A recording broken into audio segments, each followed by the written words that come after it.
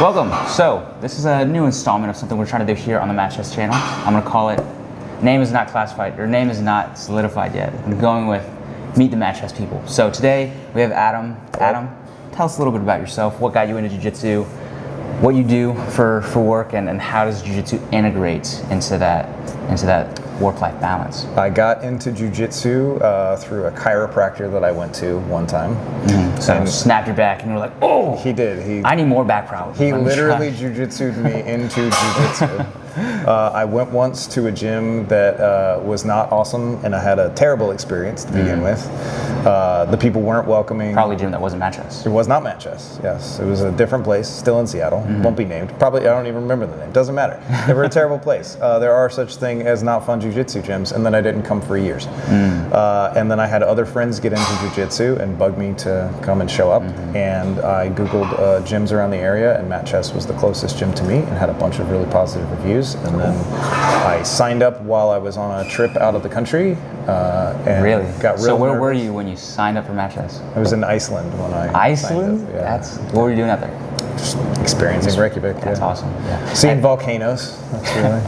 I think one of the cool things for me, like Jiu-Jitsu, is like I've been able to travel around so much because of it. Yep. And like I was just in Peru and then California, and like all those places are so cool. But I wouldn't have gone there had I not started training.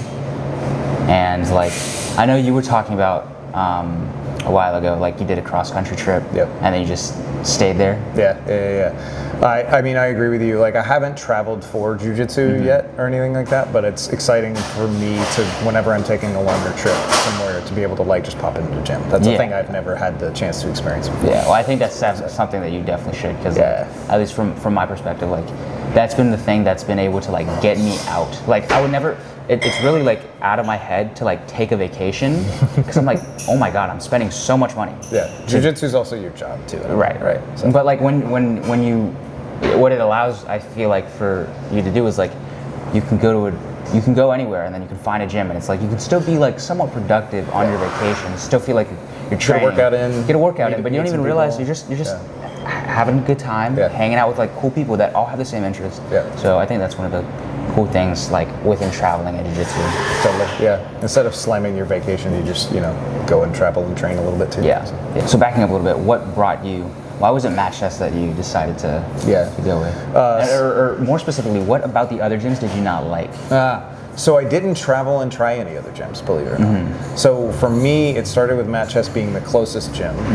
And then when I showed up at Match Chess and started training, Andrew walked me around and like just was so kind to me on my very first day. And I'm an old head white belt in Jiu-Jitsu. I don't know what I'm doing, and it was hyper intimidating because Match Chess has a bunch of younger competitors, and it's crazy. But like, this gym has been the kindest gym for me to go and just train and meet people and make friends. And you would think that we would have a cutthroat gym, and we do in a way, but it's like one of our guys here put me up in a balloon sweep the very first day and held me there. And I was like, I had that moment. I tell everybody now, I'm like, Jiu-Jitsu, you either get this moment where you're like, I'm never doing this again, I'm never coming back, I was glad to do it once, but never again. Or you get like, somebody holds you in a position and you're like, this is possible? Maybe I could do this. And that was me. So I came back and never needed to go find another gym, because I found people who treated me well right to begin with. And I think like for Jiu-Jitsu in general, like that's the thing I would suggest that anybody go find in a gym. Just go find the gym that you feel like you belong. And it might take a little while to enough gyms have people who come in and come out that you need to be at a place for a little while to be accepted. But find a place that makes you feel comfortable. And I can add to that too. I feel like we have in terms of a cutthroat gym, like we have Justin, Josh, Brian. Marshall. Brian was the one who got me in the balloons. So I feel like we have a good amount of like competitors and people that take it really seriously. But all those people, like you go up to them and they're like the nicest people ever. They're so kind. And honestly, I feel like that's what it's like in most Jiu-Jitsu gyms. Obviously, there are some gyms where it's like that culture actually doesn't exist, which is wild to me. But I could definitely say like here, I felt that as well. Everybody leaves their ego at the door. Everybody. There's not. I mean, everybody rolls real hard here. We don't not mean it, but except me. If I'm going against Justin, I'm going. We're going for the neck. but yeah, everybody's super delightful here. Yeah, that's cool. I'd agree. So how long have you been training for, Adam? I've been training a little over a year now. I think it was April of last year is when I started. Can I ask, when do you feel like, and if you do, when did you start feeling like you understood jiu-jitsu, or you could like see what's going on and you could read it? Oh, it was like, I think it was a good 8 months or more. That like I kept coming because I realized early on, like I've trained in other disciplines. I've trained in creative arts and all sorts of different stuff. So like I get the idea of skill building. I understand the idea of trying something and being lost, and you know, like getting into jiu-jitsu and feeling like I was learning something new wasn't a massive ego hit to me because it was a hobby. It wasn't something I was trying to do to like feel better about myself. It actually was treating me well instead, and but I showed up every day just not knowing what the hell I was doing for a really long time, and I had we have a blue belt walking in, about to get beat up. Now you're gonna do your hard cut. Anyways, you're saying. So I walked in for a really long time, having no idea what I was doing. Everybody was super kind. Thankfully, we have a fundamentals class here that really drilled in a bunch of good stuff to me. And now I'm like one of the older people at the fundamentals class, bringing new people in that if you first walk in the door, you might train with me because I've been there so long now. But it took a really long time, and I even purchased some jiu-jitsu like video courses and whatnot. Not a whole lot of stuff, but just looking at like trying to understand the theory behind body movement and all that sort of stuff.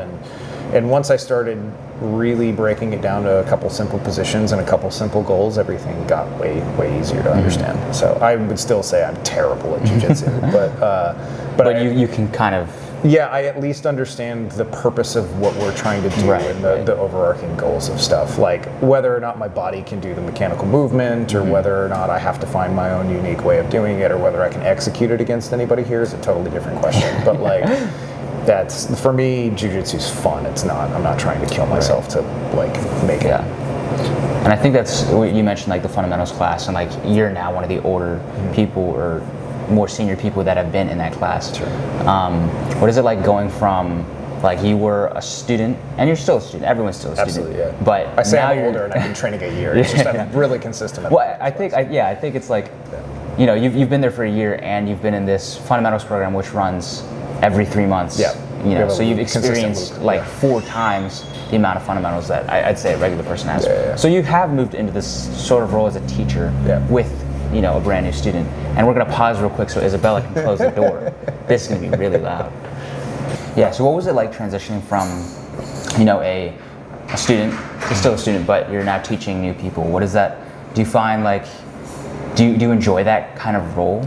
Yeah, I mean, in regular everyday life, I'm a lead and mentor at work. And I've got enough experience where I'm older, I'm consistent, or I'm significantly older than a number of people that train with us, because we've got, you know, high school students, college students. We've got older people too, but the older group is a smaller contingent.